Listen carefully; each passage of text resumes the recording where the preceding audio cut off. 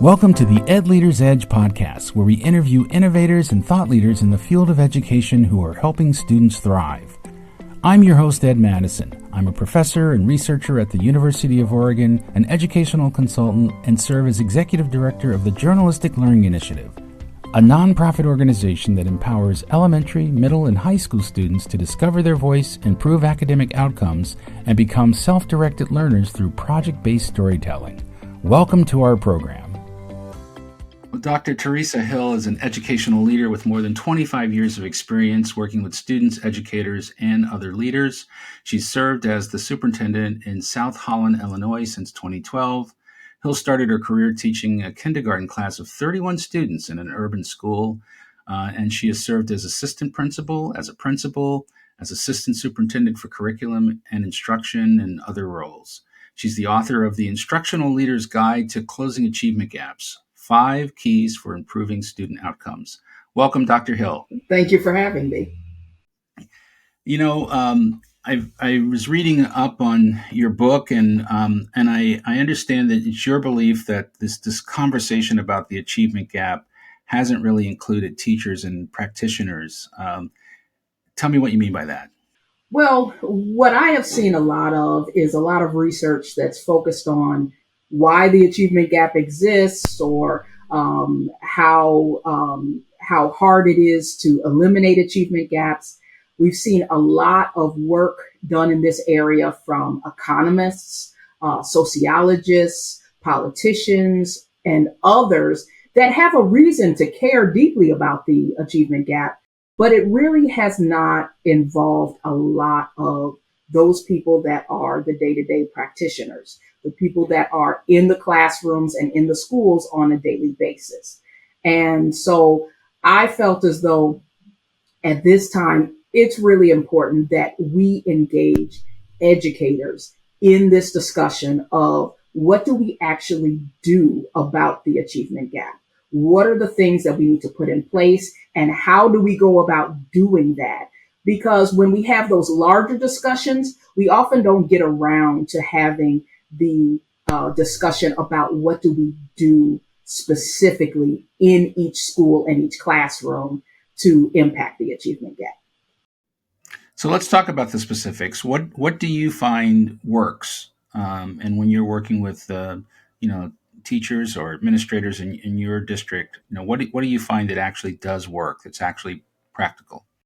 Well, I think the way those 5 keys came about really ties into what are the things that we know we have control over within our actual classrooms and schools that make a significant difference. So we talk about things like, let's look at how we use assessment. Instead of just focusing on our assessments telling us whether our schools are passing or failing, etc., let's look at how we use assessment to figure out what kids know, what they need to know, how much they're growing, and what we should plan for them in order to make sure that they grow. So we really start with that idea, looking at what do we need to know about our students, and then how do we use that information to help students grow. And then we move into the area of focusing in on how we do things as it relates to language and literacy. That is the biggest area, and that's typically where we find the largest achievement gaps, is in the area of reading and literacy.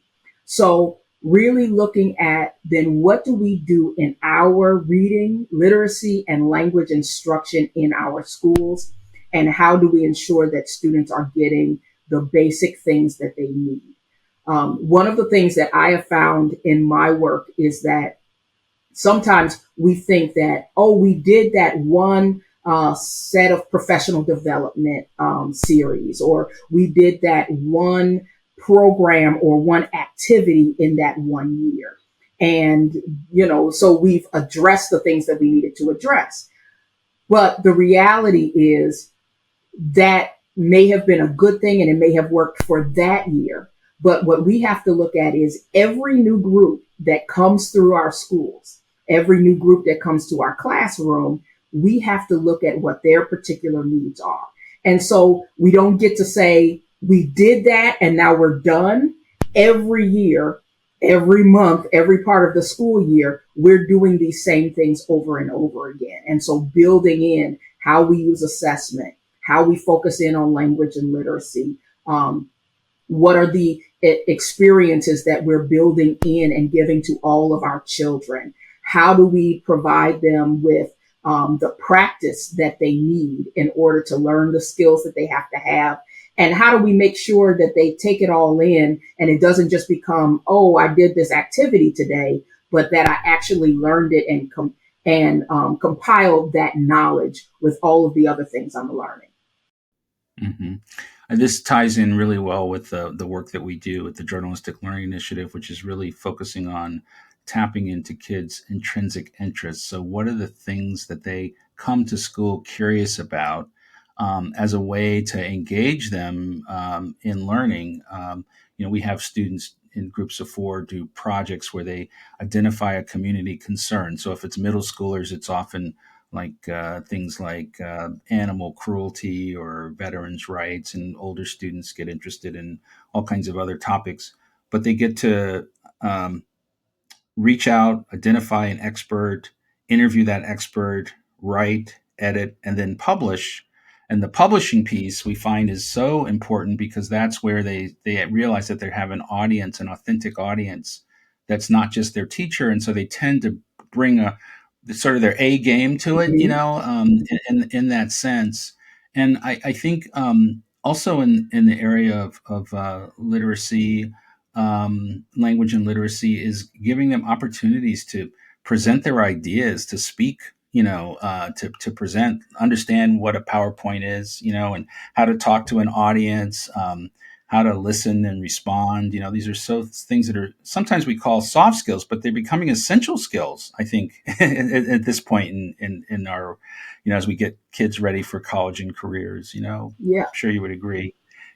Yeah, absolutely. And, what I always tell teachers that I work with is that much of the stuff that we call college and career ready skills, much of the standards that we are asked to teach within our schools really are tied very closely to the use of language. It's how do we gather ideas? How do we organize our thoughts? How do we present those ideas to others? How do we listen to others and take in their arguments and their ideas? Those are all things that are very much a part of what is expected of our students on our state standards. So when we're building in those kinds of activities and making that authentic for our students, we are teaching the standards as well as giving them skills that they need throughout their lives and that help them to learn as they go through all of the grade levels. Let's step away from our conversation for a moment for me to tell you about the Journalistic Learning Initiative's innovative educational tools and services. If you're looking to make the best decision for your teaching staff and students about AI adoption, improving student engagement, strengthening writing skills, promoting social media mindfulness, or enhancing college and career readiness, please take a moment to visit our website at journalisticlearning.org. Our team of University of Oregon researchers offer customized AI tools, instructional materials, professional development, and consulting. Research confirms that students with journalistic learning experience outperform their peers on numerous key indicators for college and career readiness. At the heart of our work is empowering learners to become effective communicators. If you think about it, effective communication is critical in every human interaction, whether it's writing an essay for a grade or being interviewed to secure employment. Since 2015, JLI has benefited nearly 20,000 students and served schools in 15 states and the District of Columbia. I invite you to schedule an appointment to explore how JLI can improve your students' learning outcomes. Now back to our program. Getting back to that assessment piece, your first key, I think the formative assessments, those kind of low stakes, don't those tasks or opportunities that don't necessarily have a hard grade associated with it, give kids chances to really thrive and show what they can do. and can help build on the other ways in which we look at how they're coming along. I wanted to ask you, so your third key has to do with experience and exposure. So tell me about that. That's actually my favorite one. Okay. Experience and exposure is the area where it's the one key where I essentially ask schools to go a little bit beyond what their traditional role is. So when kids have experiences, that is a very different level of engagement than when they participate in an activity. When they have experiences, that is when they are physically engaged, they are emotionally engaged, they are socially engaged with others in whatever they're doing. And those kinds of experiences not only build their knowledge of whatever the experience is, but it also builds their vocabulary in a variety of different areas. It gives them an opportunity to talk and write and think about things in an area that they may not have experienced before. And so that is something that is critically important. The other thing that experiences do is it helps kids to see themselves as learners, as people that are essentially collecting experiences, collecting knowledge in different areas. And once they start to see that in themselves, that becomes a habit. Now it becomes every time I go to a new place, I'm learning new vocabulary. I'm asking questions about different things. I'm, considering how I might want to be the marine biologist after I go to the aquarium, etc. And so what I ask schools to do is really think about what are some of the experiences that all children at various different ages and stages should have, so that we create and kind of curate these different experiences in different areas. So for example, in my school district, we decided we definitely wanted our students to have exposure and experiences with nature, animals, and things like that, especially in the primary years. So we take our students to the zoo and to the aquarium and to farms and things like that, so that they start to get that exposure. And then we know that all of our students have then had that experience, and they're able to come back and talk about it and write about it and share about it. Whether they are particularly strong in a particular area, or if they, struggle in a particular area, they all have that in common, and we're able to build on that with their vocabulary and other things. We also provide experiences in STEM areas. We believe in, we take them to a theater or a play, to the orchestra or ballet, all sorts of things that give kids a variety of different experiences, and then allow us to work with them to talk things through, to develop their vocabulary, and to help them know that these are all things that are out here and available for them. And so I encourage everybody to think about, how do I build in certain experiences and exposure that will allow kids to have a baseline of knowledge and to build their vocabulary, which then allows them the next time, so once our students have been to the farm, we can show them a video the next time, and they have something to attach that knowledge to, as opposed to we show them a video of a farm, and we all know that that's not quite the same as actually being on the farm and seeing the cows and seeing the horses or feeding the chickens. There's a very different idea of that. And being that we're in the Chicagoland area, our students would not have that experience if we did not build it in. Mm-hmm. Consolidation of knowledge. I think that's number 4, right? Mm-hmm. Tell me about that. So Consolidation of knowledge, it tends to be a little bit harder for those of us who work in schools. The idea of consolidation of knowledge is that after we have an experience, or after we participate in an activity, or after we have a lesson, we need to have the opportunity as human beings to connect what we've experienced or what we've learned to the things that we already know, to the things that we've experienced in the past, to our future, in order for us to believe that it's really important. Our brains, if we just do something and then move on and never reflect, never think about it, never make connections to other things that we know, our brains will rapidly allow whatever it is to go out of our head. It's the same reason why kids can study for a spelling test, get an A on the spelling test, and still spell the words wrong the very next day in their writing. Right. It's because they've done it for the short term, but they have not connected that to any kind of long-term learning. And so consolidation of knowledge really focuses on things like reflection and, interacting with others around a particular topic or a piece of knowledge, being able to do things in actual practice and make those connections between what I'm learning or what I've experienced and why it's important to me. So it may be thinking about, okay, how do I use this information? How will it change what I do in the future? It may also be, how does this connect to what I learned last time? And, why is that important?